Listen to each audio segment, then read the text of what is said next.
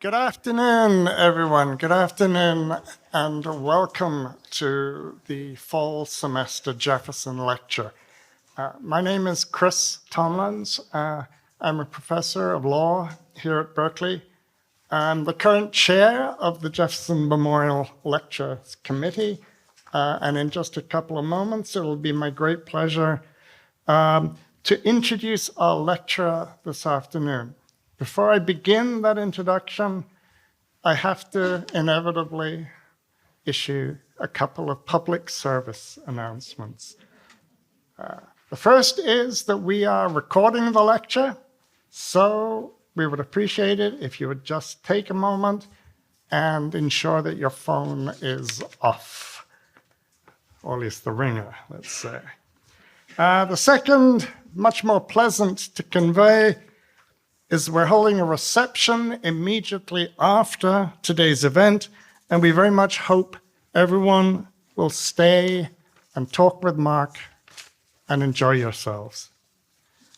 So now to business. I'm delighted to have this opportunity on behalf of the Lectures Committee, on behalf of Berkeley's Graduate Council and Graduate Division, to welcome our lecturer this afternoon, Mark Blyth, to Berkeley. I take real pleasure in this welcome, for in our own modest fashion, we've helped Mark tick an item off his bucket list. When I first contacted Mark to ask whether he might be available for this lecture, he happened to mention he had long wondered why Berkeley had not before extended him such an invitation. I'm very confident, after you've heard from him this afternoon, that you'll wonder why too, for he is famous as a most formidable lecturer and a very entertaining speaker. So let me tell you just a little bit about this lecture series. It was established in 1944 through a bequest from Elizabeth Bonestell and her husband Cutler Bonestell. The Bonestells were a prominent San Francisco family who cared deeply for history and who hoped that the lectures would encourage students, faculty, scholars, members of the extended Berkeley community to study the legacy of Thomas Jefferson, and in particular to explore the values inherent in American democracy. We fulfill their hopes in a critical spirit, as is appropriate for a university like this. I suppose we might observe that their hopes and our spirit have never really been more appropriate than in the times we currently live in. As the series has matured, the range of lecture topics has matured with it. Our lecturers have spoken on the subject of Thomas Jefferson himself, on early American history, but they've also ranged far and wide on American institutions and policy, on politics, on economics, on education, and on law. Our lecturers have come from all points of the political compass. Many have come from the academy, many from beyond the academy, from the worlds of politics and law, from media, from active civic engagement. The role of past lecturers stretches back more than 60 years. It includes names such as Ambassador Jean Kirkpatrick, Senator Alan Simpson, Representative Thomas Foley, Senator Elizabeth Warren, Richard Hofstadter, the historian, Carol Pateman, the political theorist, Walter Lefebvre, Archibald Cox, more recently Annette Gordon-Reed, Judith Heumann, Michael McConnell, Ezra Klein, and most recently, last year, Robin Kelly. So our lecturer this afternoon, Mark Blyth, is the William R. Rhodes Professor of International Economics at the Watson School for International and Public Affairs at Brown University. He is also director of the Rhodes Center for International Economics and Finance. He has a wonderful clutch of degrees and previous appointments that, as you listen to them, They describe the geography of a life in the academy. His BA in political science is from the University of Strathclyde in Glasgow.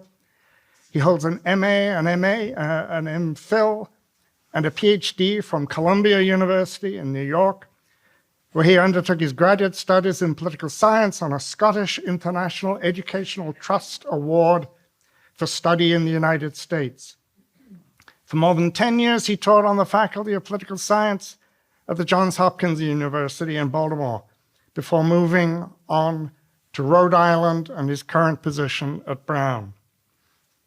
And in case you were wondering, at some point in his travels, fortunately for him and for us in these times, he became an American citizen.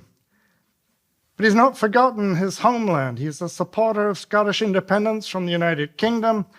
He currently is a member of the Scottish Government's Advisory Council for the Transformation of Scotland's Economy.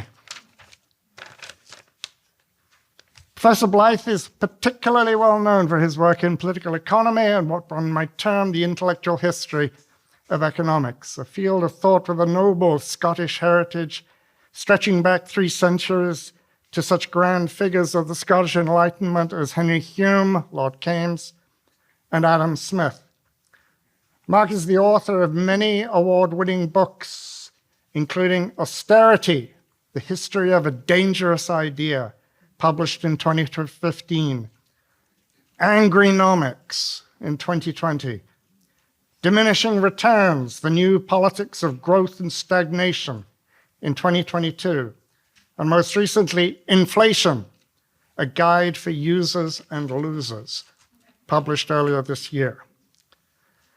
Those titles, I think, describe a man for this very moment that we find ourselves in. He writes about the politics of growth, of distribution of wealth, of decarbonization, and why people continue to believe dubious economic ideas despite buckets of evidence to the contrary.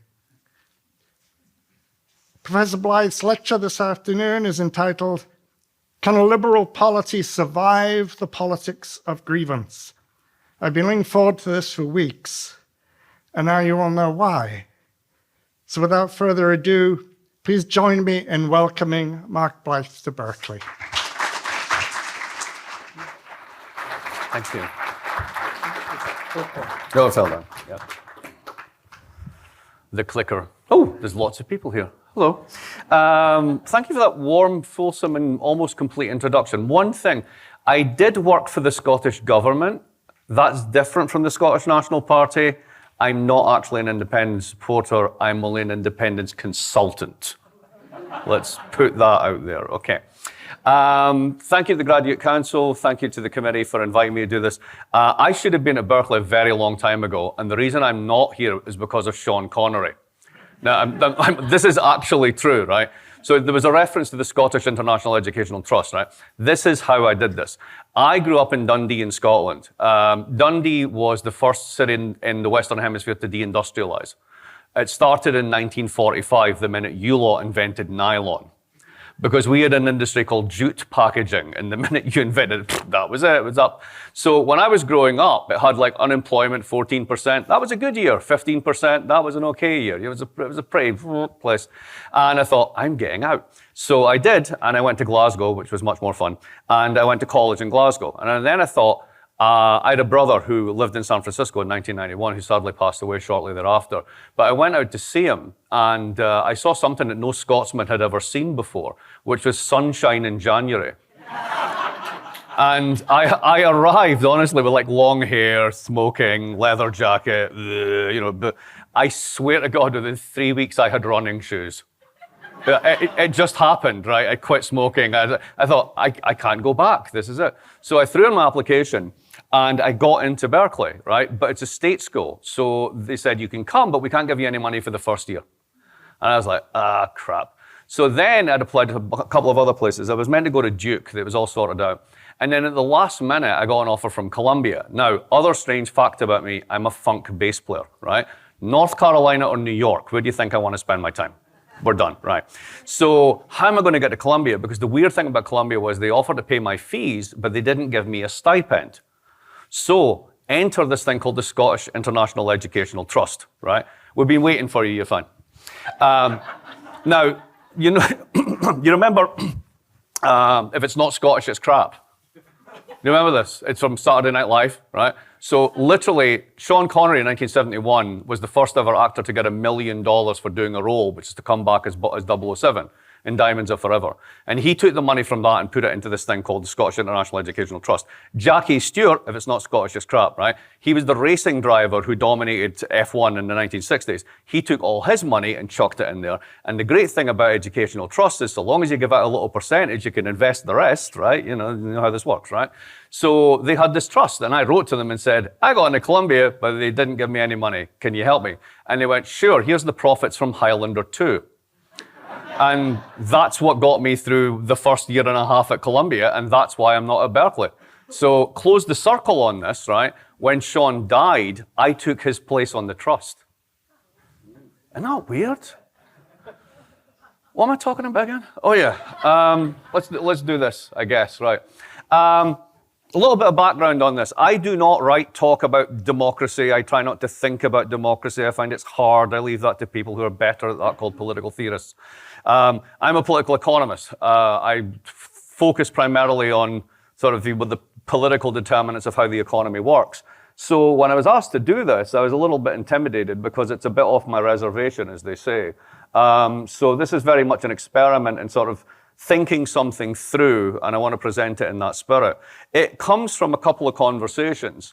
I was saying earlier today to Paul's around? Paul Pearson around? Yeah, at the back, right, great. I was saying to Paul earlier on that I've got a lot of Twitter followers before Twitter became a total cesspool by never replying. Right, just tweet out. That's actually the secret. And then thousands of people follow you. It's really weird, right? But every now and again, people would say something and I'd be like, I just have to reply. And there was maybe about 10 years ago now, this is what prompted the Angrynomics book in part. There's a guy who wrote to me about the so-called great replacement theory, that basically the white working classes are being replaced in all these countries by immigrants, etc. And, I was completely oblivious to this fact and so on and so forth. And, I should admit that it's true, basically. And I thought, let's have a conversation. So I DM'd him and he got online and we actually had a chat. And it was really interesting because I said, okay, so why do you think this is the case? And he says, I'll send you a link. And he sends me a link to a document from the UNDP, the UN Development Programme, that apparently is regarded as the Samizdat for this. This proves that the UN are planning the Great Replacement. And I kind of started to explain the UNDP is this thing that was set up to placate lefties at the UN and nobody pays attention to what they do and so on and so forth. But clearly that wasn't going to work. So I thought, all right, let me try another approach. So I said, look, just think about the following, mate, right? What's an economy? An economy is nothing more than the number of people, the number of hours worked, and the quality and quantity of stuff you do things with. That's it. That's all there is to it. Now, if you don't have enough kids, then obviously you're either going to have to work more hours or you're going to have to do more with that stuff. That's how it works. And across the developed world, for multiplicity of reasons, birth rates have fallen, women are choosing not to have children, families are not being formed in the same way that they used to, and because of this, the birth rate's falling. Now, that means that, if you will, the size of the economy is going to shrink. That means we're all going to get poorer. The only way out of this, particularly with an aging population who expect pensions to be honoured, is if you have immigration. And to me, this is an iron cast argument. That's it. Like, we stop at that point. And he said, you just don't get it, do you? We're being replaced. A couple of years later, I'm talking to an ITN news presenter called Andrea Calderwood. She's very interesting. She's a Northern Irish woman who went to Southern Ireland for education and over to London and has been on TV for years. And she started to do these television reports on ITN News that got her quite a lot of trouble from sort of the British left. And she's not a sort of right-wing person by any means, but it was the sensitivity of the topic. And it relates back to that conversation because what she was talking about was replacement in a different way. And a first example was this. In many cities and small towns in the north of England, the social hub of the community in many ways are different pubs, public houses, right? That's what you have. And you're dealing with, British culture of a particular class and age segment, which means the pub's absolutely central to their lives. But a couple of things are happening. Number one, remember we didn't have enough kids, right? And then the second one is young people don't drink anymore. No. So what's happening is all the pubs are shutting down. The population that has been coming in tend to be Muslim immigrants. They open up sweet shops. So you have a plethora of sweet shops and no pubs. We're being replaced. Right? Now, another example. Down in England, they play this very strange thing called cricket. You might have heard of it, right? Nobody else, the only other people who play cricket are other people who were colonized by England. It's just like, why would you do this? But anyway, it's a really boring game. But in the south of England, as opposed to the north of England, it performs a very important social function, which is all these little villages scattered around London and places like Buckinghamshire, etc. The cricket club is what everybody joins. And you can be totally crap at cricket. You might never even play it. But you pay £50 and that keeps the social institution going and people meet there, whatever. And when you have weddings, right, you do it at the cricket club. And that means all the money from the village goes to the bar. It basically becomes a kind of like check cashing agency. Everyone gets their social network from it, etc. All the rest of it. That's how it works, right? Guess what starts to happen? Those people begin to age out. You don't have enough young people. They're not playing cricket. Who are playing cricket are the young Asian kids who don't drink. And they're really good at cricket.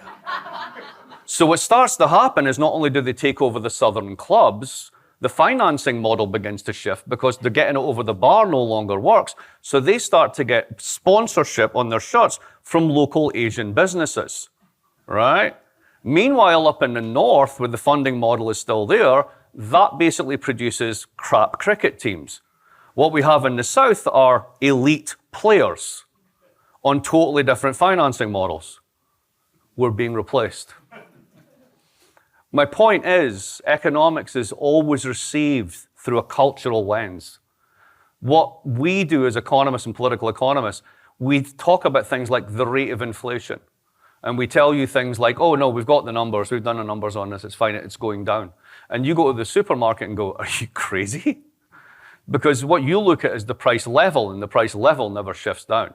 I look at the delta, the rate of change on how much it's going up or how much it's going down. We're looking at the same thing, but we're seeing two different things, just as my interlocutor did when I saw basically a crisis of replication and he saw a crisis of replacement. Now, I think that framing helps us understand grievance in a particular way, and it helps me think about how, as a political economist, I might say something perhaps useful about this issue. So that's your preamble. Now, I asked ChatGPT-4 for a definition of a liberal polity. Why? Because that's what all my students do. And it came up with the following. Protection of individual rights. All right. Limited government. Well, that's a bit of a relative term. Rule of law. That'd be nice. Democratic legitimacy. I think that was actually flatly wrong for a liberal polity. I don't think that actually one really holds. And pluralism and tolerance, again, a nice to have, right? That's it. So what is this? Each of these is contestable. Maybe they kind of work as an ideal type thing. All right, okay, cool. I then asked it for a definition of a politics of grievance, and this is what it suggested. A perceived injustice, I guess. An us versus them framing of politics. An emotional mobilization. All right, so you're describing Martin Luther King. Is that a politics of grievance? Oh, it is, but I suddenly made that strange by saying that, didn't I? Because you all had right-wingers in your head. Oh, but what about left-wing grievance? Doesn't that count? Isn't that really the same sort of thing? In fact, isn't all politics about grievance? If you don't have a grievance, why would you be mobilized? It seems weird to kind of, sort it out in that way.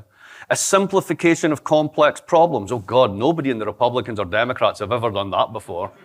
No, that's never happened. Absolutely not. And a politics of symbolic payback. I don't even know what that means, to be perfectly honest.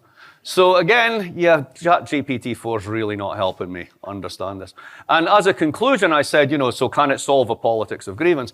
And I got this one. The bottom line is a liberal polity can survive a politics of grievance, but only if its institutions remain resilient, its leaders avoid escalating resentment, and the underlying sources of grievance are acknowledged and addressed. I don't think that's right. I'm going to take this in an entirely different direction.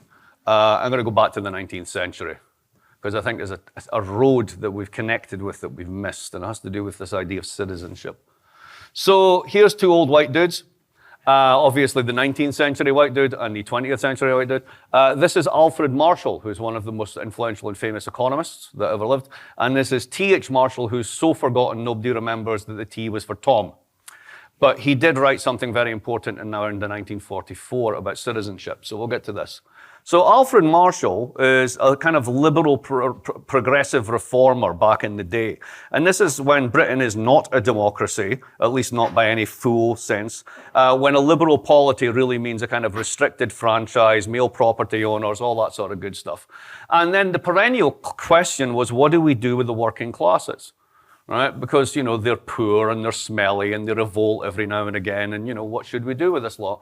And the liberal reformist side was basically, can they be improved? Let's talk about the improvement of these people.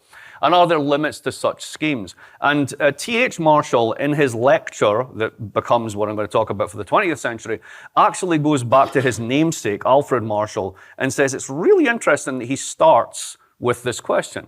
Can the workers be improved? In other words, can we all have a decent standard of living? Is there some way of making things better?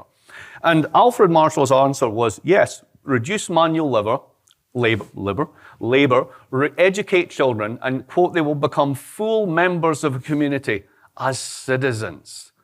Very interesting that the word gets used. So basically class ferment and anger and displacement and all that kind of just gets washed away once you plop this citizenship category around. How are citizens made? Very interesting, he says this. Very sociological. We're thinking of the effect that his work produces on him rather than the effect that he produces on his work. In other words, his work becomes less manual and more cerebral. The nature of the worker changes. And over time, class differences persist, but become manageable as a shared notion of citizenship emerges as the distinction between manual and non-manual erodes. Citizenship then becomes the social glue that binds members of the liberal polity together despite class differences. And I read that and I thought, that is 19th century liberal wish fulfillment. Because ultimately, it's trying to wish away the realities, if you will, of conflict and class, simply by drowning everyone in a bucket of common citizenship. So what it does is it accepts class conflict, but views it as a question of individual bootstrapping. You too can move from the manual to the non-manual and become a decent human being. You can work your way out of poverty into the citizenry. If any of this sounds contemporaneous, it's because it is. Once there, we're all individuals bound by a shared identification with the nation, and class conflict evaporates. And distinction, natural inequality, but remains, but is kind of legitimated and domesticated. So, given that inauspicious beginning, why does his namesake, some 50 years later, pick up this very theme and try and turn it into something else? Well, the first one is, what happened in the 20s and the 30s? Because rather than sort of liberalism and the individual triumphing, World War I was just a complete catastrophe. And the 20s and 30s was the high point of very angry, vicious exclusionary nationalism, a hierarchical, racial, like all forms of just bad wrapped around that concept. So if you can't really sort of approach the nation in this moment and you're trying to rebuild after the Second World War, what are you going to do? You can't go back to the individual. Just like going back to the gold standard was bust. You're not going to go back to the 19th century. What's the way to go forward? You couldn't do it through race. You couldn't do it through hierarchy. Führerprinzip, and all that had been completely delegitimated in the war.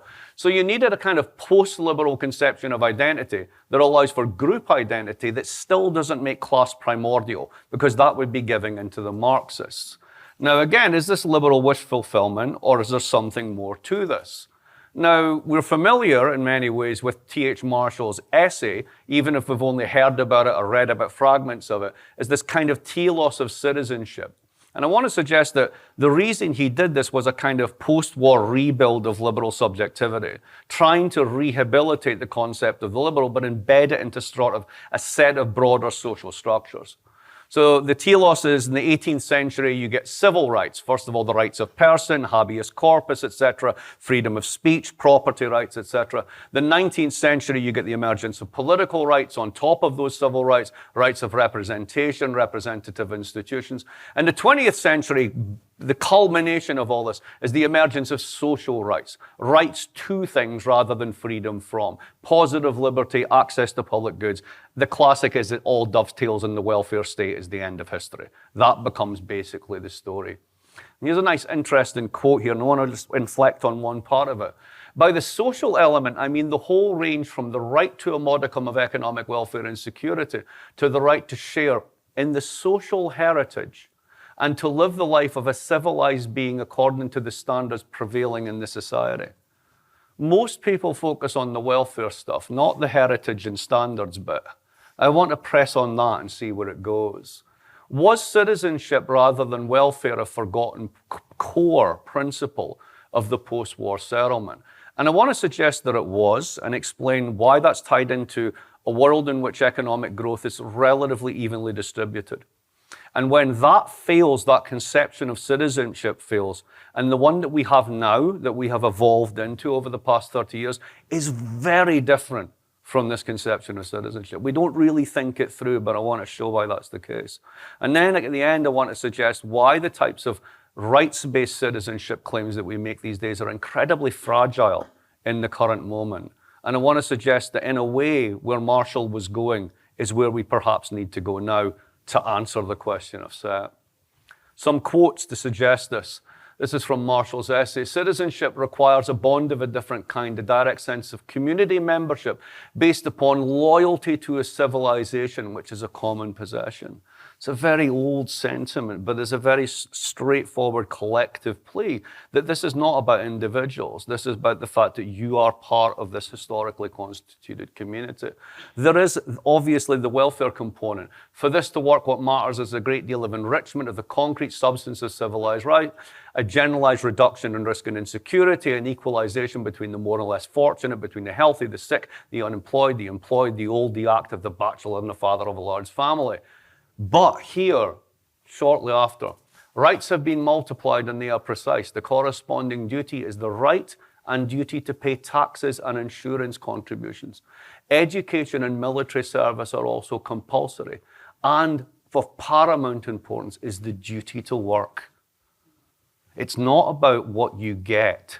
It's about what you put in. It's a citizenship based upon contribution. The post-war settlement wasn't just a welfare state. It was a post-liberal and involuntary motion of citizenship that set the boundaries of community through mutual obligation, through duties as well as rights.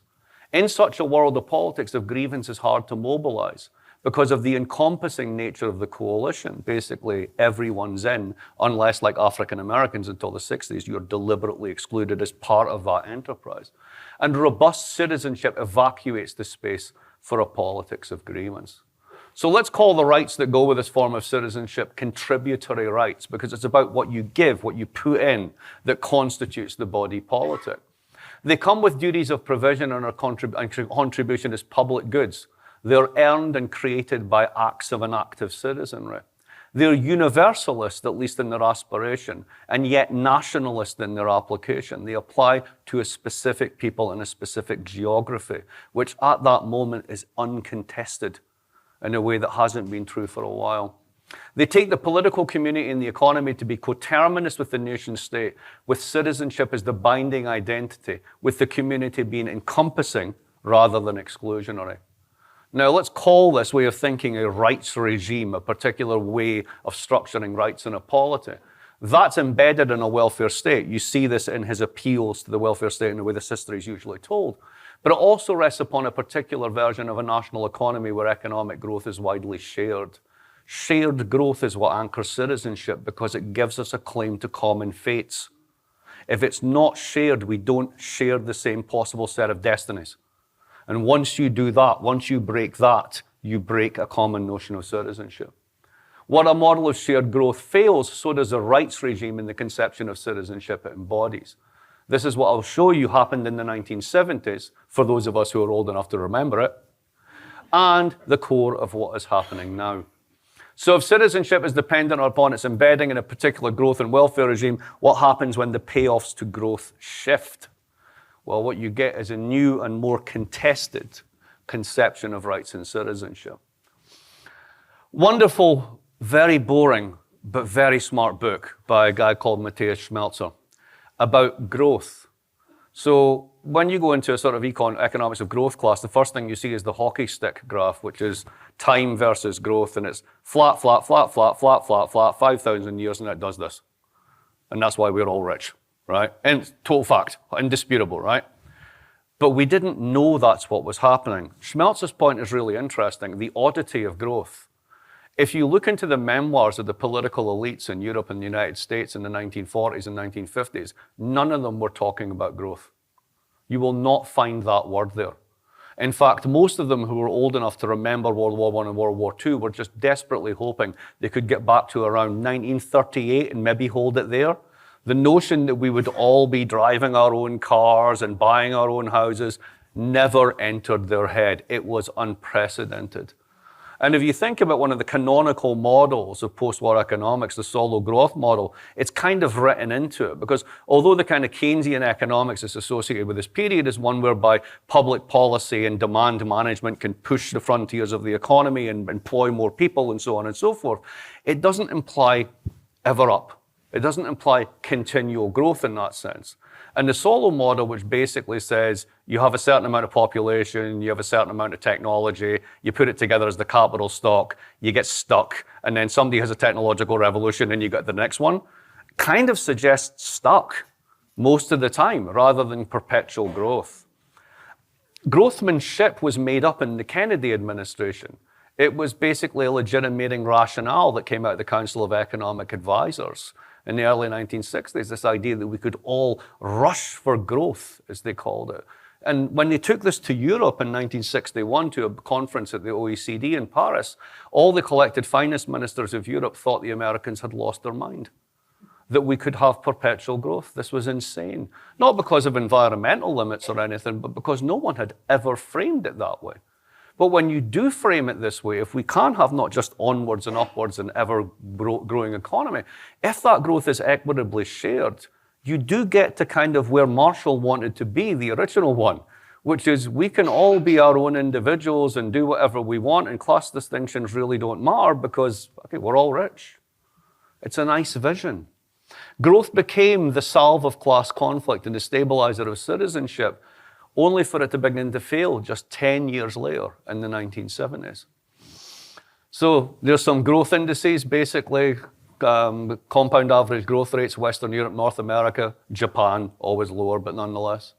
What did we had? We had what economists call wage-led growth with positive productivity shocks. You paid high wages, you paid for the high wages with ever-increasing productivity improvements. That then kept the capital-labor ratio steady. Then you moved on, you produced higher wages, you did more productivity, you kept going. This is what produced what the French call les 30 glorieuses, the 30 glorious years. It's what the Germans called the Wirtschaftswunder, the economic miracle. And it's what the Italians, because they're always best at doing this, called il boom. It's perfect, isn't it? It's like a little Fiat 500. You'll boom. Right. We had, rather than globalized and open economies, insulated national economies, whereby you could target full employment as a policy variable because capital couldn't exit. You had localized Fordist production, whereby everybody made cars, you mainly sold it to your own people, occasionally you bought a French one, then it broke down, right? But it was mainly a sort of relatively closed economy. You had big unions and you had big capital and they basically agreed not to kill each other and things went on quite well for a while. Labour was able to do this because it had hold-up power because basically capital had very limited exit options. And that was kind of the secret sauce of that period of equitable growth because you had to share it because if you didn't, they'd go on strike and they'd shut you down. So you might as well get with the program.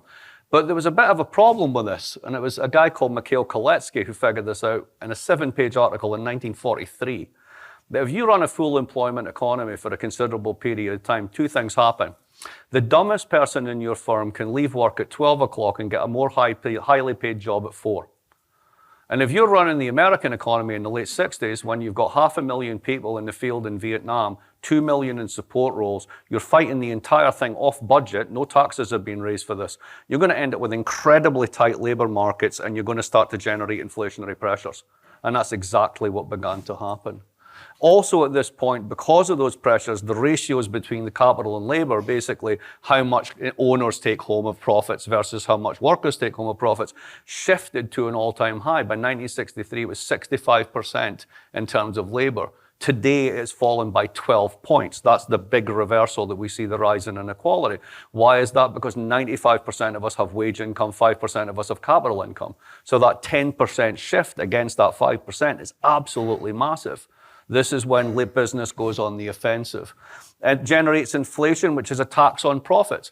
If you expect as an investor to get 5% real and inflation goes to 6%, you might as well take it around the back of the house and use it as kindling. You're losing money. So you don't, so you stop investing. And as you stop investing and unemployment goes up, you get that phenomenon called stagflation that characterized the period. And then we got a big problem, because while you could have any one of these little economies making their own cars and making their own fridges, what happens when some of them get really good at it and start exporting their stuff to everybody else? The Germans, the Japanese. Suddenly you can't all do the same game because there's too much stuff basically being made, and it destabilizes the system. If you think, for example, about Detroit in 1978, they're still making the equivalent of Soviet main battle tanks as cars, only they just didn't have the gun turret on the top, and Japan's showing up with the Toyota Tercel. You just get your ass kicked, right? So capital finally gets its exits. Why? First through right-to-work states, and then out to Mexico, and then through NAFTA, and then finally out to China and global. Once you've got the exits, you don't have any hold-up power. Union membership declines from 30% of the workforce to 9% of the workforce, and the wage share collapses along with it. The economy goes global, but labor stays local. That's the important part. That's why this is about citizenship. This is about belonging. It's about that story of replacement. The thing that makes us rich is gone. We're left behind. Wages shrink as the capital-labor share reverses. You get a shift that economists call the shift to profit-led growth regimes. Labor becomes a cost to be minimized. Export-led and consumption-led growth models based on credit. Everyone gets a credit card, etc., really begins to take over. Inequality explodes, and what we contemporaneously call neoliberalism, this new liberalism, this new way of doing things, globalization, integration, privatization, all of these processes come together.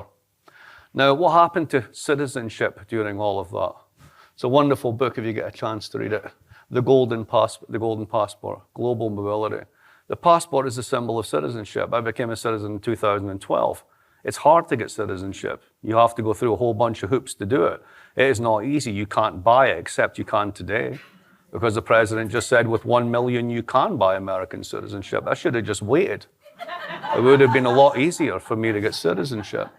It's because in this type of world, citizenship becomes transactional. You remember when they still had magazines in the back of airlines, and you would open it up and it'd be like St. Kitts and Nevis, where you could buy your citizenship to avoid taxes? It's purely transactional. Duties become liabilities to be avoided.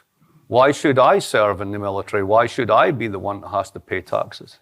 Segregation by wealth accelerates. Mutual obligations are denied. Rights become neoliberalized and privatized. What the political scientist Jacob Hacker has called the great risk shift. You now have the right to save for your own pension. Isn't that good? You have the right to look after your own long-term memory care. You don't have the money for that? Should have invested in Bitcoin. That's on you. Rights become gifts of the legislature or private goods rather than contributory. Marion Foucault is here. Is she here? Is she here? She's meant to be here. There she is. She sent me a paper today, which is now this slide, because I think it fits perfectly into it. So not just because of economic shifts, because of technological shifts, what becomes our conceptions of citizenship really gets scrambled. We now these days hear claims to financial citizenship, that you can be a citizen because you're financially included. Not got any money? Damn, but you can still be included, because ultimately you've all got ratings that say what kind of person you are. Do you have a 680 score? Do you have a 615 score? Are you a 580? Are you bankable? We're now doing moral worth through rankings. Digital citizenship. Do you have a smartphone? Do you have a Facebook account?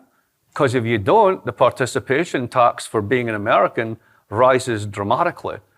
when you're meant to put your CV online, when you're meant to do the stuff you're meant to do online, when you claim your social security online, if you're not part of that conversation, and all of that's meant to be free, but the cost of it is your internet, the cost of it is you have to buy a cell phone, a smartphone. And ultimately you get what sociologists call the algorithmic production of the self, that basically you're not really you, you're what these platforms see you as. Biocitizenship becomes a thing. You can have individuated biology supervening group identities. It depends what you are sexually, who you want to define yourself as. All of these become individual choices rather than anything which somehow is contributed to or earned. Diversity and inclusion scrambles this further as recombination, because whilst these initiatives challenge the failure of existing institutions to fully incorporate people who've been excluded, in doing so it scrambles the old networks, the old categories. It makes it harder and harder to have that common conversation. And all such conceptions are ordinal markers of status. That is to say, whether it's done through an algorithm, through a scoring metric, done through individuation in some other way, these are basically about the individual and what they have chosen to be and the capacities that they have to be that person. See how far we have fallen and come away from that original conception of citizenship. It's a very, very different world. What does it mean to neoliberalize these contributory rights? Well, public goods are residualized, private goods are incentivized. You've all got 401ks? Here's an interesting fact. What percentage of 401ks in the United States has above $10,000 in it? Pick the number. 22. 22. So that basically means that almost 80% of people have got nothing regarding a pension. What else have we got there? Educational segregation, absolutely, by wealth and geography. Joint contributions are abandoned. The historian Stephen Ambrose made the very powerful point that one of the main things that made it possible for Harry Truman to desegregate the military was the fact that the military was one of the few places where white Yankees got together with black Southerners. And they had to communicate, and they had to cooperate. And once you take that away and make that an option, those people are never going to meet, they're never going to mix. They lead those segregated, separate lives. Life chances are individualized and treated as investment options. One of my colleagues at Brown is a very successful economist who has a book called The Family Firm. And it's about running your family as a business and how you should have a spreadsheet for everything and identify your goals and build up your credit scores. And it's all really good sound advice, but it makes me want to shoot myself. Because I don't want to be that person. And I don't think most people actually do. And it also links us to a world where how do we differentiate ourselves from each other? Through what we consume. There's no discussion of the ends of things. We're not doing it for any grand purpose. We shop till we drop. We do retail therapy. We consume the fruits of the earth as pointless acquisitions. How many cupboards full of sweaters have you got that you will never wear? I bet lots. So interesting about this, when you shift to this type of rights, these rights do not entail any spending obligations or taxing obligations by anyone else. They're liabilities on the individual, and if you don't fulfill them, that's bad on you. They promote individual rights of recognition given by the state as substitutes for group rights to public goods that are built by mutual contribution. Citizenship becomes a passport that you can buy. And you have the right to pay for your own pension. You can declare your own identity. And these rights appear universalist, but in fact, they're actually extremely fragile. And they're really, really weird when you start to think about them. So let's now turn from that to the politics of grievance. I suggested that Martin Luther King was a politics of grievance. And in fact, all politics has to have a grievance. Otherwise, why would you be out trying to change things? So let's think about the contemporary moment and why there's a particular politics of grievance. We could list endless factors, but I think there's a few of them that stick out for me in particular I want to share. And I'm doing this because I want to suggest this, why the neoliberal rights that underpin contemporary citizenship are fragile in a rigged game. You often hear the phrase that the game is rigged. Oh, it's rigged. It's so rigged. So here's a wonderful paper that nobody's ever read. It's from the Rand Corporation, not exactly a neo-Marxist think tank. And they did this piece in, what was it, 2020, I think it was? No, 2018. Yeah, 2020. And it's got the brilliantly anodyne title, Trends in Income from 1975, 2018. And what they did was they basically did this really big computational model where they said, all right, let's draw the world in 1980. Now, let's imagine we didn't do any of the stuff we did. We kept it exactly the same.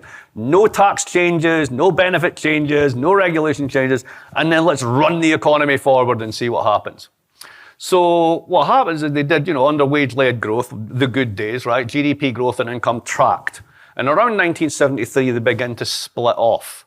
After 1975, income growth outside the top 10% fell below GDP growth, which meant that the top 10% kept going and everybody else started to decline in real terms.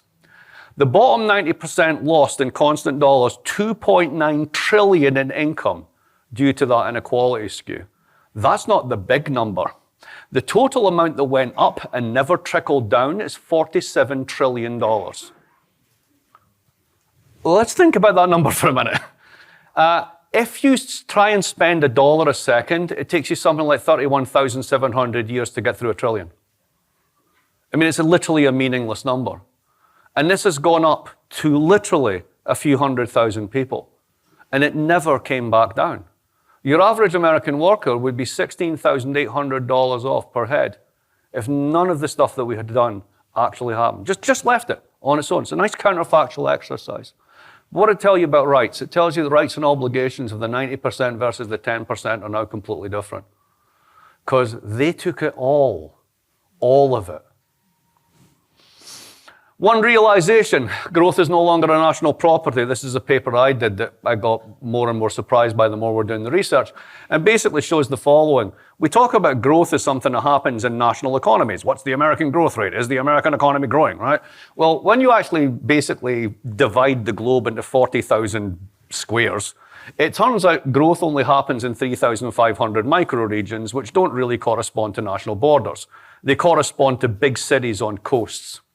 That's pretty much how it works. Less than 1% of the globe provided 50% of all growth. 2000 to 2019, US average growth is 12.5K, but 1,400 US microregions had negative growth over that period. You want to know where MAGA comes from? That's it. Right there, look no further.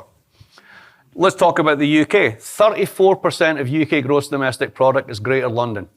Only Greater London produces GVA, gross value added. The rest of the country lives on transfers. Amsterdam and Paris are the same, 33% for each. Dublin is 50% of Irish GDP. Everybody else lives off of transfers. What does this mean? It means that geographical optionality of the top 10% eliminates the need for mutual national obligation. If you are in the 10% and you live in one of these cities, you actually live an entirely different life from the rest of the people in your country. And it means that the knowledge economy, the supposed it's all about skills and knowledge, right? It's a giant grievance machine because we can't all live in those cities and contribute to that economy. One blog post, there's a guy called Mike Green, super interesting quant finance guy, has a Substack called Yes, I Give a Fig, right? So highly recommend that you subscribe to it. And he went super viral over the past 2 weeks because he's a quant finance guy. So when you say he can't do sums, he takes you out behind the woodshed and just teaches you. You just don't tell this guy he can't count. That's really fun to watch in action. So what he did was he said, and this is a summary from ChatGPT, the comments on Michael Green's proposal to set the poverty line for the US at $140,000 for a family of 4 reveal a broad consensus that the current poverty line of $32,000 is unrealistically low. Many commentators agree that Green's figures, while higher, reflects the true cost of living in many parts of the US, especially urban areas, where all the growth is. Really important, right? They highlight significant expenses of housing, healthcare, childcare, and education, which make it difficult for families to maintain a middle-class lifestyle. Critics of green proposals, such as the American Enterprise Institute, are seen as out of touch with the economic realities faced by many Americans. Overall, the discussion underscores the need for a re-evaluation of poverty metrics to better reflect contemporary living costs. This one ChatGPT got right. A few highlights from what Mike did. Basically, Mike talks about the cost of participation. What are participation tickets for the United States? How much does it cost to get into the fun park and play on all the rides, right? So, and his answer is $136,000. Why? Because if you are actually poor at $36,000, your downside is capped. You actually get welfare. You actually get social housing. It's not great. You don't want to be there, but you don't fall any further. The minute you go up to $45,000, you lose Medicaid. The minute you go up to $65,000 and you have kids, you need another $30,000 for childcare. Add taxes into that as your income goes up, and you have zero disposable income if you have 2 kids and live in an urban area until you hit $120,000. Now, let's think about elite education. Why do we pay so much for places like, not so much Berkeley, because it's a state school, but Brown and Harvard and Yale and Princeton? Because what you're doing is you're moving your kids from a game of chance to a game of caste. It's about buying the network. It's about buying access to the places where the employers come to you. You don't send them a CV. And you are guaranteed one of those very remunerative but diminishing in number jobs that's right at the top.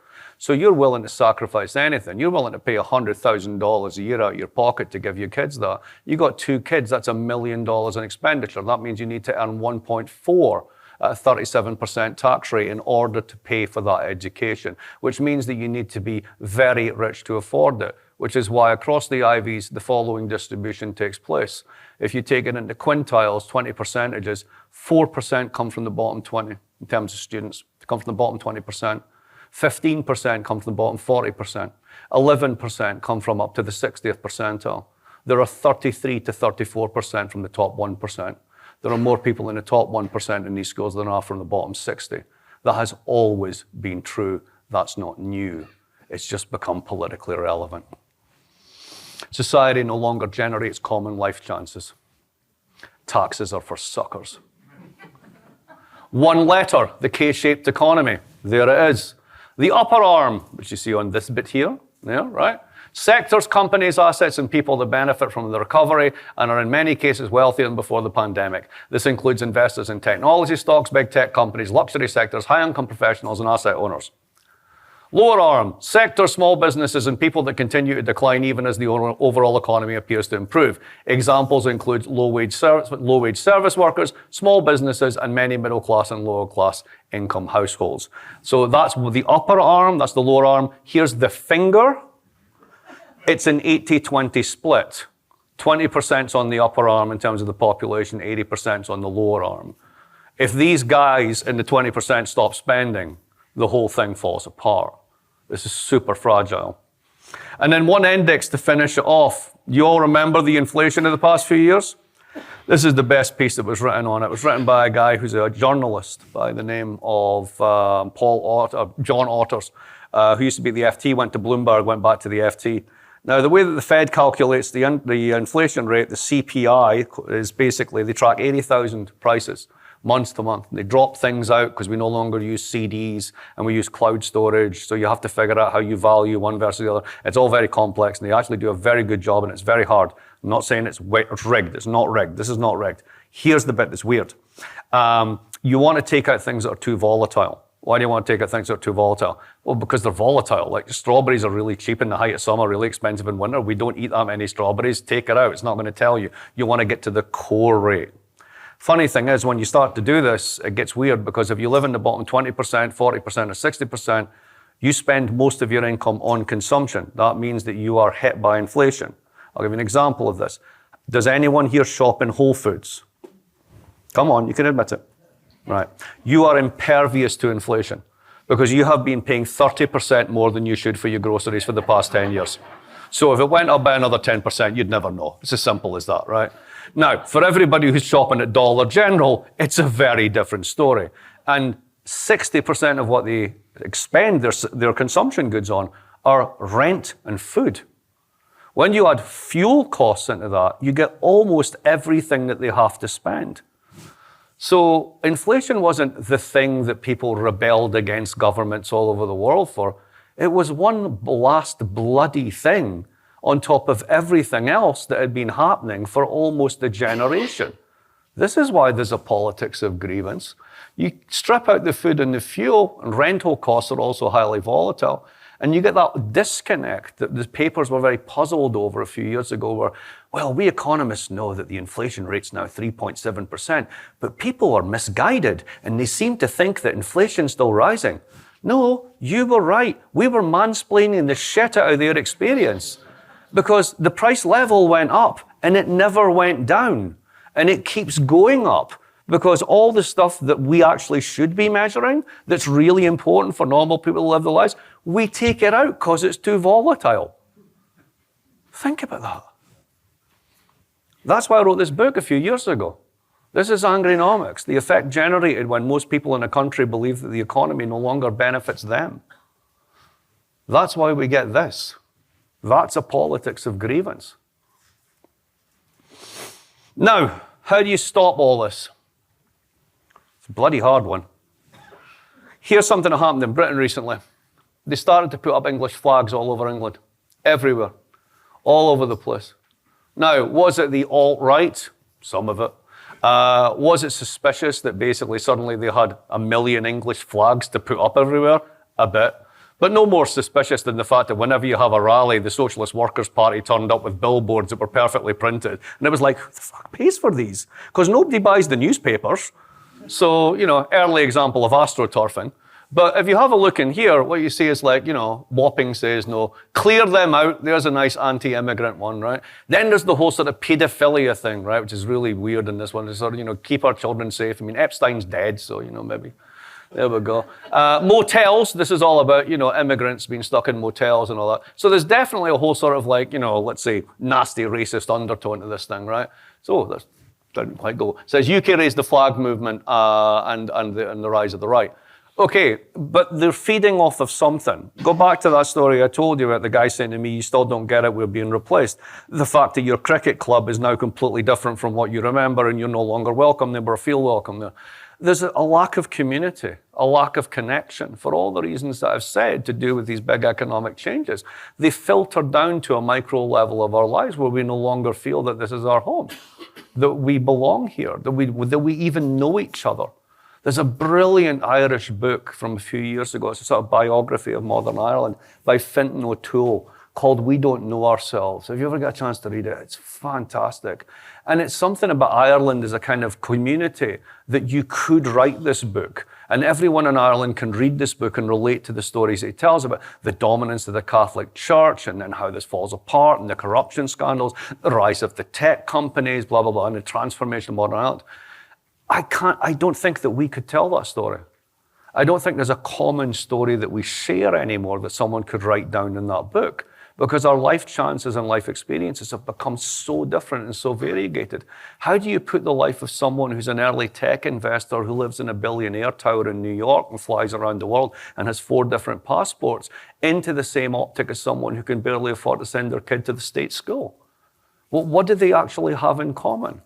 And what that breeds is an anomie, an emptiness, a lack that the right fill in with these symbols and with this anger. But it doesn't really have to be that way. On top of this neoliberal individualism, which I've been bemoaning, and the rights culture that it's spawned, lies basically a defect that at the end of the day, and this is Marshall's problem right at the start, that at the end of the day, our function in life is to consume. That's it. Go buy something. That's what it's all about. And we all know how deeply empty that is, particularly when consumption needs to be financed and you can't afford it. So imagine the cognitive burden of living in a world that valorizes you if you're rich and tells you you're successful because you've done well and you can tell, look at my credit score, look at my building and I'm doing fabulous, right? All that sort of stuff. And the vast majority of you, in a sense, are being mocked by that system. What's the end of this project? Years ago, I met a guy from the KGB, for real. And he said something that really stuck with me. He said, states that have projects survive. It doesn't matter how dumb the project is. But if you have a project, you have a reason to be a state. If you don't, and he was talking about, the rise, if you will, of consumer individualism in the West, you will fail, you will fall, you will fracture. And 20 years ago, it really stuck with me that he was profoundly right about that you need to have some kind of social purpose. Transnational social purposes like the EU simply don't motivate. Nobody dies for a technocracy. And individual consumption can't substitute for social purpose, particularly when the financing of it is underwater. So to end up, can we go back to Marshall again in this period of stress and kind of renewed contributory citizenship counter the radical right? First question, the awkward one, who counts as a citizen? The center and the left avoid this at all costs, but it's absolutely foundational. You have to say who you're a member of, who belongs in that community and who does not. Now, if you leave this to the right, they will just say it's the ethnic core, right? It is natural Americans. It is not, a passport is not enough. You have to have the values or however you want to code this. But there's another way of thinking about this. Those who want to contribute to it, those who want to be part of the project, those who are willing to work into it. That's what Marshall was ultimately getting at back in the day. It wasn't about the fact that we build a welfare state and you sponge off it. The whole point of the full employment welfare state was everybody worked. It was there for emergencies to make sure that when the economy crashed, none of us suffered to the degree that we would if it was absent. It was a giant insurance policy. At this point in time in the United Kingdom, 800,000 people left the labour market after COVID claiming mental health strains. And there's a nice little note you can get from the doctor who are completely overworked. They'll sign you off. You now get a personal independence payment. You get $12,000 a year for sitting around doing nothing, just by walking to the doctor saying, I'm feeling a bit stressed. Now, I'm sure some of those people really are. But when 800,000 show up all at once, you got to wonder, people are taking the piss. Those who do not contribute are excluded by their own choice. You don't want to play the team? That's fine. But crucially, it's not about class. It's not about race. It's not about gender. It's not about country of origin. It's about contribution. That's how you get around it. You build it. No one political party would own that conception of citizenship. It's something both sides, 3 sides, 4 sides could agree upon. And what matters is the contribution to public goods, that duties come before rights of claiming, that you have to contribute first. So what are the required duties? A few ideas. You might say I'm a bit radical. We'll see where it goes. How about everyone pays their taxes? That'd be a good one. I was saying earlier on today, if you think about the big, beautiful bill, there's something in it that really puzzles me, and I got to get to the bottom of it, because it's all about giving really, really rich people tax cuts. Really rich people don't have any income. Like, that's how you do it. What you do is, if you've got more than 50 million in assets, you go to a financier and you pledge your assets as collateral against a loan. So let's say I got 50 million in assets, I get $1 million loan. I spend $1 million over the next year, my assets are earning 5%, I've earned 5 million. So I pay back the $1 million loan, I've paid 4% interest, that's my real tax rate. I never pay taxes because I have no income. Every rich person does this. And yet we had a tax bill that cut taxes on billionaires? I got to get to the bottom of this, right? But it's emblematic of the fact that we don't even know how our tax system works. And yet we're passing laws on it and assenting to it. Representation, I like compulsory voting. You don't get nut jobs in Australia. They tried it. They had the mining magnates pouring lots and lots of money into extreme right campaigns. And you got a little bit of Aussie white racism in there because they've always had that for a long time. But it's true. But you don't get the extreme parties. You don't get the fractionalization. Why? Because when you make everybody vote, you actually get all preferences. When you make it voluntary in a hyper-polarized environment, all you get are the tails of the distribution. Think about primaries. Who votes in a primary? People who are nothing like the mainstream. So let's make it compulsory. Everybody in, nowhere out. Another contribution. Security. Bring back national service. It's the only time that people mix. It's the only time that they share the experience together. It's the one common thing that binds them. You may think, given everything that happened in Gaza, that Israel's not the nicest place in the world, but the one thing they've got is common citizenship. And they've all been in the military together, and they all have one narrative of why the hell they're doing this, and everybody's against them. It makes for a very, very powerful thing. An economy. Everybody works. As I said, 800,000 people just taking time off because they're a bit stressed. You can't do that. It's fiscally unsustainable. But in a world in which we individualize rights and regard taxes as not an obligation, as something to be avoided, that my life chances are in no way linked to your life chances, that everybody's in on it, it's all a scam, the game is rigged. That's what you end up with. So what should the state do to foster such a model of citizenship? This is the question of having a project. Here's my suggested project. Build community. Start by ending all the tax advantages for private education and revitalize the state education sector. Everybody in, nobody out. Build community. Build a ton of houses. It's so important. If you can do that, you can change so much.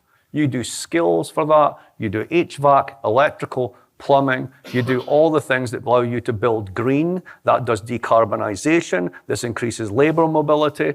And then you keep them on the state's balance sheet as assets. And then when they grow in value, the net debt goes down. You actually get less debt if you do this. It's not increasing the debt, it's reducing it. You get technical education back. You augment skills, you augment mobility. You make growth happen in places other than the capital cities on the coast. Have a project. Mine would be decarbonization. You got to rebuild the entire capital stock of the country as a generational project. That'll keep you going for 25 years. But you've got to argue for it. You've got to make the case that this is something that we as a society, as a nation of people who have responsibilities towards each other, have to do. Adaptation, climate shocks, food system stress, climate migrants, geopolitical conflict, all of that is coming. Shallow, individuated, fragile rights are not going to protect you when that storm hits. You're going to need something stronger than that. And citizenship means being a part of that project and contributing to it. So, can such a contributory citizenship ameliorate a politics of grievance?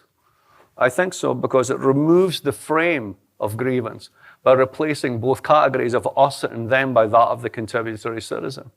It allows the state to address the economic and economic causes of grievance by rebuilding skills and providing public goods, rather than simply privatizing risk and ignoring the participation gap. It reduces anger by displacing it. Citizens contribute regardless of origin. Non-citizens free ride. If you want to have a distinction to build a country on, I think that's a much healthier one. And it rebuilds collective identities without ethnic exclusion. It demands participation and refuses scapegoating. And it allows the center and left to recapture and recenter the nation without its racist exclusions. So to answer the question, can a liberal polity survive a politics of grievance? ChatGPT said, if the institutions remain strong, leaders avoid escalation and acknowledge grievance. My hunch is different. If leaders acknowledge a grievance, they need a project to write it, a state with sufficient capacity to produce it, and a renewed conception of citizenship to bind it. Doesn't this mean grappling with the ugly subject of the nation once again, who we are as we the people? Yes, or as the historian Joe Lepore put it, when historians abandon the study of the nation, when scholars stop trying to write a common history for people, nationalism doesn't die. Instead, it eats liberalism. That's why we need citizenship. Thank you.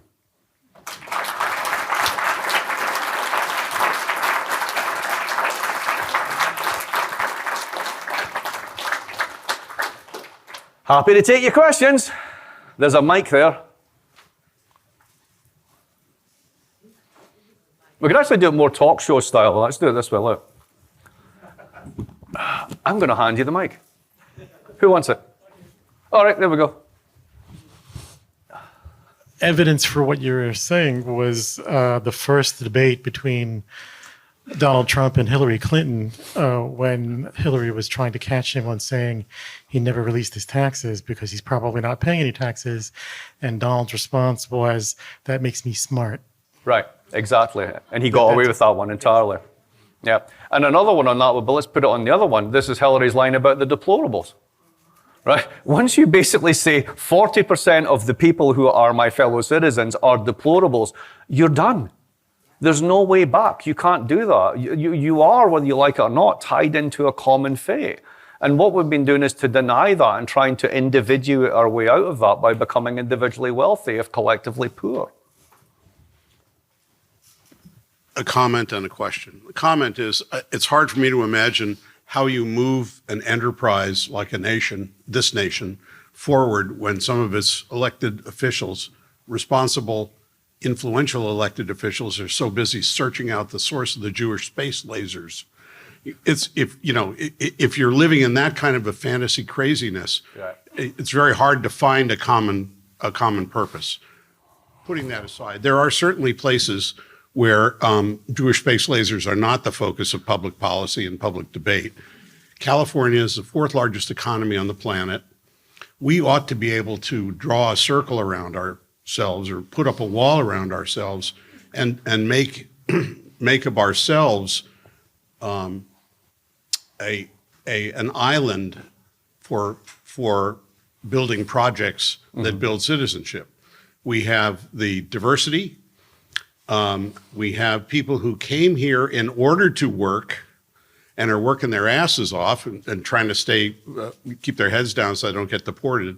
Seems to me that would be a great venture for California and say, well, we're really sorry about the craziness, but we're going to try to make something out of what we've got. Right. How do you do that with all the advantages California has?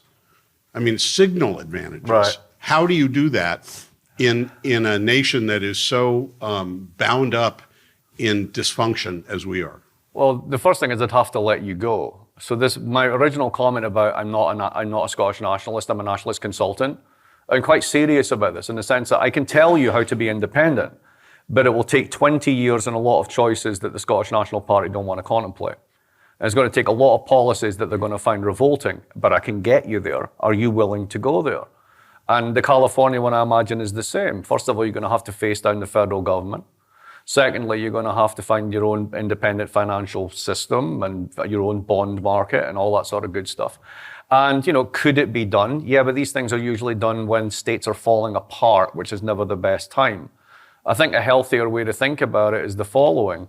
California is constantly castigated as this terrible place, and it's high tax, and it's this mad place where the homeless are everywhere and all the rest of it. And yes, it has its bumps and its bubbles and so on and so forth, but the vast majority of it is absolutely not like this. Now, if it's a place that still values decency, if it's a place that still values mutual respect and tolerance, that serves as its own example. Like, to do more than that, to draw a circle, to draw a wall, that's entirely, I think, the wrong response. There is something called being an American citizen. I signed up for it. And I think it's profoundly important that we remember that not as Californians, but as Americans who have responsibilities towards each other. With that number, you have strength. Now, to address the Jewish space leaders point, right? How do you get elected officials like this? You do it by infantilizing them over a generation. You say that they can't really run monetary policy. We need to give that to the Fed because they're independent experts. They can't really do tax policy because they'll just spend like drunken sailors. So we need to put a pay for on everything. We need to make sure that the lobbyists are in there to make sure that they get all the policies that they want. And we need to have a broken campaign finance system to make sure that essentially we can keep that system going as much as we want. When you do that, you're then elected not to produce legislation. You're elected to tweet about Jewish space lasers because that appeals to the fanatical base that elected you. There's a reason people like that existed, but once you identify the reason, that's how you can get rid of them, by calling it out. So I'm just a bit more hopeful. Thank you. Et les autres?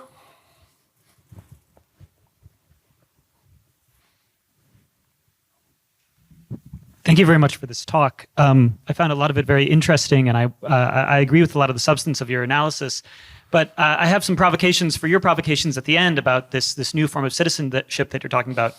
And maybe you'll take offense to this, but a lot of this talk had resonances with some of the work of Wolfgang Streeck. I'm thinking of Taking Back Control, more recently published, and this focus on the nation.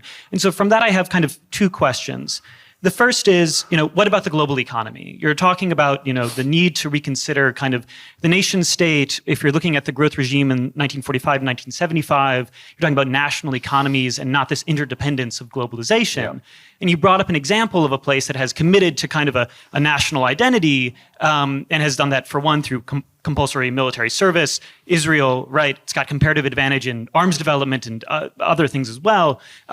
How do you build up independent national economic areas when there are comparative advantages, and this doesn't result in a zero-sum world of little regions that are dominating each other, as we see Israel do.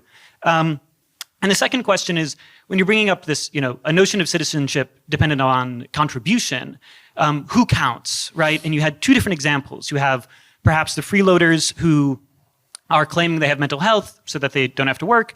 And these read to me as people who might have been deeply harmed by the neoliberal economy. And then you have the freeloaders who are not paying taxes because they've got it all hidden in some offshore account, so on and so forth. Right. And these are people who have benefited hugely from the neoliberal economy. And so these are two different conceptions of free riders. And I think it's important to distinguish those, because we fall into either a logic of welfare queens, or we fall into a logic of the Panama Papers, right? These are two very different sets of free riders. So to answer that one, are they different? Because in a sense, one begats the other.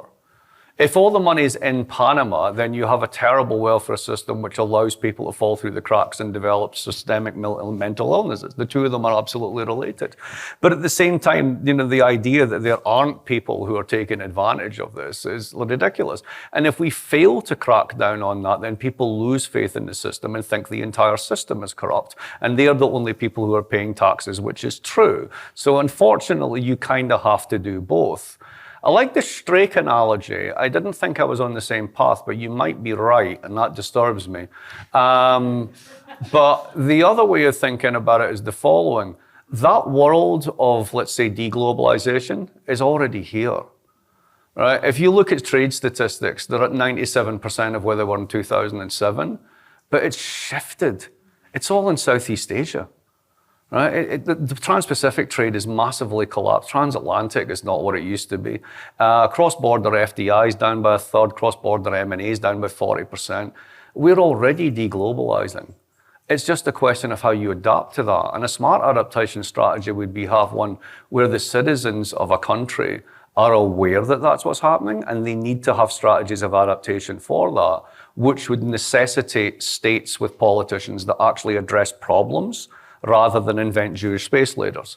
So I think there's a way in which this is going to, it's the great line from the Lord of the Rings, war is upon you, whether you wish it or not, right? This shit's coming, and the forms of governance and performative governance that we have are completely unsuited to dealing with it.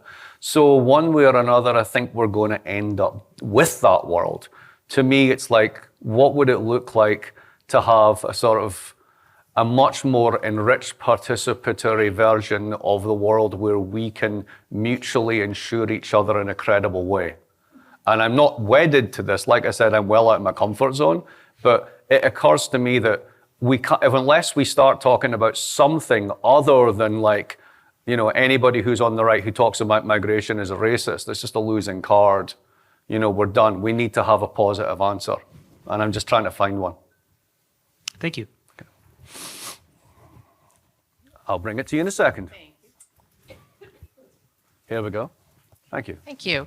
So I love where you take us as a possibility, but I'm trying to think of how you get from where we are now, where this incredible distrust of government and this idea of being a citizen of the nation and contributing very kind of JFK in a lot of ways, right? And the only time I can think of when the country really does that is when there's an external enemy and a huge war. And I'm not particularly excited about that. So I'm wondering if you see some other way to get from where we are now to that vision without a huge common enemy that unites us. So on the one hand, I think it's worse than you think, and on the one hand, I think it's better than you think. So I am struck by the fact, I've lived here for 34 years now, and the United States at a federal level can't get anything done unless it has an external enemy. Iraq just wasn't up for it, right? It wasn't a really good one. Nobody could get too shit excited about Afghanistan, but we still managed, or Venezuela, right? Exactly. So China's a big one, right? And then before that was the Soviet Union. Some of us who are old enough to remember when Japan was the thing? There was a whole 8-year-long Japan's going to own the world thing. That was a good laugh. We need to have the enemy of the month club, as I like to call it, to get ourselves into action. But I think two things change that. One is just the incredible economic fragility of the moment. and that K-shaped economy when 20% are holding up spending of 80%. Because if AI, for example, turns out to be less than advertised, if they really can't find a profit model for what is essentially a talking Google on steroids that necessitates like $5 trillion in expenditure, there's going to be a whopping financial crash, and it's really going to hit the asset base of the top 20%. That's when you get an opening. That's the short term. The long term one is our major economic strategy now, having, for lots of reasons, but essentially decided that we're going to double down on carbon and its derivatives as our growth model. We're not doing green anymore, right? We're ceding that to China. They go that way, we're going to go this way. Evidence of this, every trade agreement the government signs just now, there's a huge rider on you're going to import billions in hydrocarbons, et cetera. This is what we're basically, we are the world's largest carbon exporter, and we're going to use that as our growth model. IEA estimates, and this is without Chinese EV ramp-ups that we've seen recently, peak automotive gasoline by about 2033. Interesting little fact, the LNG terminals, liquid natural gas terminals that Europe are building to import American gas have a lease life of 15 years. The contracts for import are 30. Oh, isn't that telling? Isn't that a good one, right? I'm short in your, for front end in your deliveries, right? Europe doesn't know how to do it, but it is serious about basically doing decarbonization, and China, that's their growth model. So within 10 years, we're going to have a bust national growth model after a financial bust. That's when you get a chance to change. That's the moment. But it's not as bad as a war, but it's still shit. So there you go. The one upside I'll say for the Trump administration so far is that I actually worried quite seriously with the rhetoric coming from the people around Jake Sullivan and others that they would fight for Taiwan, which is insane. I mean, it's like China fighting for Catalina Island. I mean, that's what it is. I mean, it's still, you know, we're gonna do this one, right? And you know, you're going to get completely wiped out, right? The Chinese Navy would like send your carriers to the bottom, right? And then what's next? Nuclear brinkmanship. Well, you go straight to nukes. Like, why would you want to do this? What's interesting about the Trumpers is that all the sort of China hawks have been completely defanged, right? The whole sort of the Don Roe doctrine of like the hemispheric alignments. You get to run this bit, you get to do this, we get to do us, right? And basically the whole China, Greenland, hydrocarbons, etc., makes sense as a kind of hemispheric strategy. This is what we're going to do, it's our bit of the world. That's theirs. The risk of literally thermonuclear war, down. That's a bonus. It's not much of a bonus, but that's a bonus. I've always thought Democrats are far more likely to get us into trouble than Republicans in this stuff. But that's just me. I'll bring it to this gentleman here for a fee of $5 because he shops in Whole Foods. This is related to the last question, actually. So it seems like we need a fundamental reset, and that's kind of what your talk is about. Short of a Great Depression, which may bring it about, thinking Article 5 of the Constitution allows for a constitutional convention. Oh, yeah. But no one ever talks about that. Right. I'm wondering, I mean, how does that fit in? Could we do it before there's a Great Depression? Literally, I know nothing about this. I have no idea. I know it exists. You know, it's like Scottish haute cuisine. I know it exists. I've never seen it. I wouldn't know where to find it. That's all I've got on it. I mean, it could be, but I don't know the first thing about calling it or any of that sort of stuff. I mean, one of the weird things about the US when you talk to constitutional law people is like, constitutional law people are the best kind of geeks, because it's like, oh, you think you know the country? Well, let me tell you this, right? And the one that I found fascinating is about the midterms. So the whole thing about, well, if we have midterms, right? Well, turns out, at least from the people I've spoken to, that the federal government has sod all to do with midterms. They're actually all called at the level of the states. And it's the states that basically say, yeah, we've kind of agreed November 2nd or whatever it is, we'll do this and we'll have these things, we'll call them midterms. And therefore they can't cancel them. Now, but you can imagine the following, right? How many states of emergency are currently active in the United States today? Guess a number. Guess how many actual states of emergency are currently active in the US today? 88. No. 22. 22. Trump has done 8 since he got in. So there's active state of emergency. So let's imagine that you, I don't know, double the budget of ICE to be bigger than the FBI, check. You start militarizing democratic cities and doing aggressive immigration raids, check. You basically bring people out into the streets, shots are fired, check. Localized version of martial laws declared with the militarization and deputization of the National Guard, check. And then a couple of Republican states go, things are just too crazy. We just can't do it. We can't have elections just now. I don't know what to do, right? That's that sort of constitutional crisis moment. And I think a constitutional convention would have to be something that comes out of something like that. There needs to be a breakdown of the mechanics for that to happen. And that would be a sensible point at which to do this. Because the next alternative is we have the armed secession of California, which happened in that movie Civil War, but I don't think it's really going to work that well. Mainly because you guys are not going to fight side by side with the Texas National Guard. A bit weird. That was the major premise of that film. I was like, really? That's a fucking weird alliance. How are we doing for time? I asked the taskmaster. 2 more questions. Who would like the dubious honor?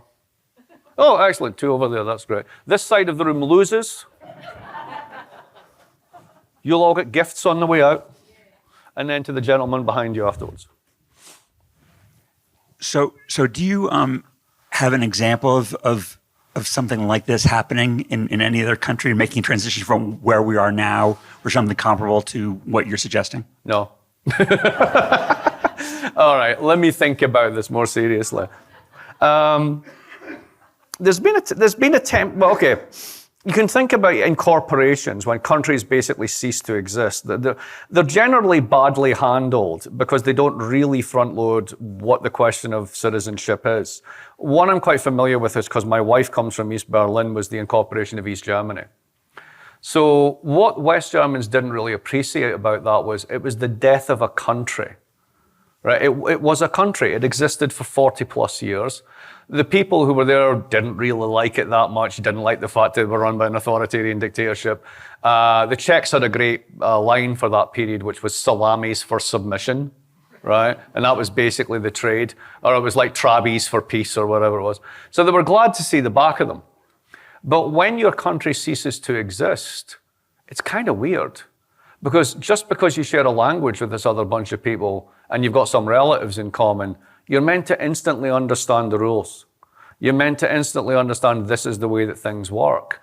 And things that you really did actually like about your society, really high female labor participation rate in comparison to the West, an expectation that everybody worked, but everybody got 6 weeks holiday for real, etc. There was a certain stability to it. And what happened in the sort of the Vereinigung, the reunification, was that one set of conceptions of citizenship just squashed the other. And much of the rise of the AfD can really be put down to that fact, that ultimately what happened was the extinguishing of a conception of citizenship and no active attempt to build something new which combined them both. It was just a replacement job. So if we do have an example, it's probably that, and it's a kind of negative learning example rather than a positive one. But that's one that I would think about. Gentleman behind you, yes. Thank you.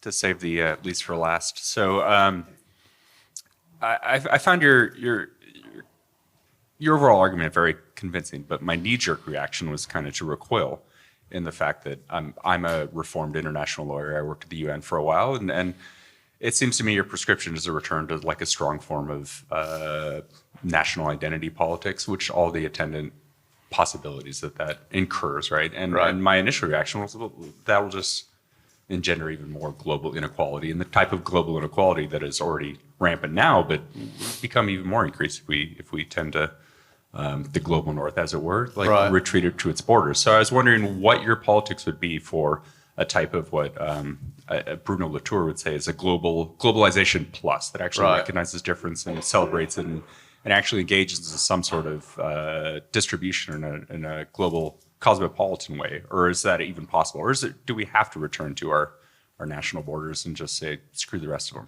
I think that we've always been faking it. I don't think we've ever had it, with no disrespect to international law in the past 50 years and the UN and everything else. At best, it's been a sort of a palliative and effect. It's been a sort of like diplomatic equivalent of greenwashing, right? So if you think Latin America was incorporated in the global economy 300 years ago as a commodity producer, it still is. 70% of all jobs in Latin America are directly tied into commodity exports. Not much has changed. The politics of those countries is, if you think about Bolsonaro versus the left, is basically urban modernizers against agricultural elites who depend on exports. I mean, and that's the history of those countries. If we think about loss and damage provisions for climate change, I mean, it's great that we have a legal framework that the global south bound the global north into, but they're just not going to pay any money. You know, it's a bit like the politics of recognition in general. I've always been struck by this, that people stop at that point. You know, it's like when you do land declarations. I get really annoyed by this because I want to say, okay, are you giving the land back? Right? I mean, what is the point in recognizing this over and over as if that's a victory? If anything, it's worse than defeat. It's kind of like rubbernecking on the poor by acknowledging their poverty. So I think that much of what we've done in terms of international development, if you think about foreign aid budgets and how they really are just extensions of Cold War and post-Cold War foreign policy, I think we've always done a lousy job. So, because it's been underarmed, because we've never been serious about it. And that's a constant rather than a variable. I'm actually much more hopeful now for the global south than I've ever been, precisely because the global north is less important. So I'll give you a little statistic on this. 2 years ago, I had a graduate student, a Chinese graduate student, worked in environmental sciences, and he's half Malay, so Chinese-Malay mix. So he went to Malaysia and started to build a database of Chinese investment into Malaysia, which partly people hadn't really done. And we gave him some money, and he went to Vietnam as well. And then he worked with some other people who were working in Indonesia.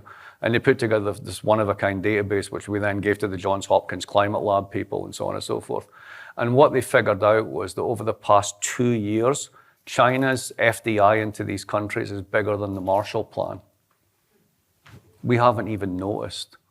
We're talking about the bullshit tariffs that we charge on Christmas toys. And that's going on in the global south. In 2022, Qatar, as a gas exporter, had a shit ton of gas it was about to sell to places like Pakistan, and Europe ran out of gas, so Europe gazumped them in the gas market and just said, we'll pay more. And the Qataris went, sure, that's what we do. And they basically gave all that gas to Europe. In response, the Pakistani grid failed. So what did the Pakistanis do? They basically imported millions upon millions of Chinese panels. Not because of government procurement, because they individually decided they'd had enough of this bullshit. And now 20 to 30% of the Pakistani grid runs completely independent of the national grid. They've built distributed solar. The same thing's happening in Kenya. When you think about the number one constraint of international politics, it's not diplomacy, it's the current account. Every other country needs to earn dollars to import the things that we get to print to import what we want. And the number one constraint on that is oil. Why is China doubling down on green tech? Because if it does, it doesn't have to worry about the Straits of Malacca anymore, or oil, or dollars, or any of that stuff. And if every global south country can get rid of its current account constraint and ease it, its cost of capital and borrowing gets much better. Its ability to actually fund development gets much better. That, to me, is far more important than anything that the global north sort of like growth splains to itself about how the world actually runs. I'm very hopeful for the rest of humanity. It's us that's got a bit of a problem.